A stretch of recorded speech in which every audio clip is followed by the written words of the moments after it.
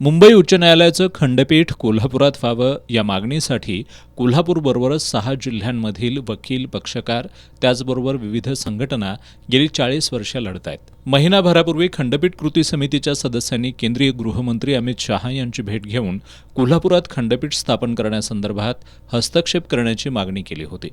त्यानंतर समितीच्या वतीनं 18 फेब्रुवारीला महारॅली काढून मुख्यमंत्री आणि जिल्हाधिकाऱ्यांना निवेदन देण्यात आलं होतं. मुंबई उच्च न्यायालयानं याची दखल घेतली आहे. खंडपीठ स्थापन करण्यासंदर्भात मुंबईत 28 मार्चला सायंकाळी 5:30 वाजता मुंबई उच्च न्यायालयाचे मुख्य न्यायाधीश अलोक आराध्य आणि उच्च न्यायालयातील 5 प्रशासकीय न्यायमूर्तींची संयुक्त बैठक आयोजित करण्यात आली आहे.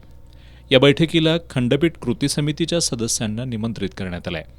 या बैठकीमध्ये खंडपीठाबाबत सकारात्मक निर्णय होईल अशी अपेक्षा कोल्हापूर जिल्हा बार असोसिएशनचे अध्यक्ष ॲडव्होकेट सर्जेराव खोत यांनी व्यक्त केली आहे. दरम्यान खंडपीठाच्या मागणीसाठी 4 ते 6 एप्रिल दरम्यान पंढरपूर ते कोल्हापूर या मार्गावर रथयात्रा आयोजित करण्यात आली आहे.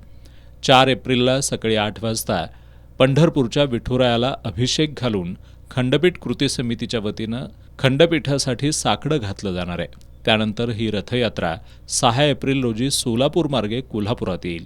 या ठिकाणी करवीर निवासिनी श्री अंबाबाईला साकडं घालून रथयात्रेची सांगता होणार असल्याचं ॲडव्होकेट खोत यांनी सांगितलं. पत्रकार बैठकीला ॲडव्होकेट महादेवराव आडगुळे, शिवाजीराव राणे, किरण गावडे, नारायण भांदिगरे, संतोष शहा, सुरेंद्र जैन, कमलाकांत कुलकर्णी, अजय कोराणे यांच्यासह बार असोसिएशनचे सदस्य उपस्थित होते.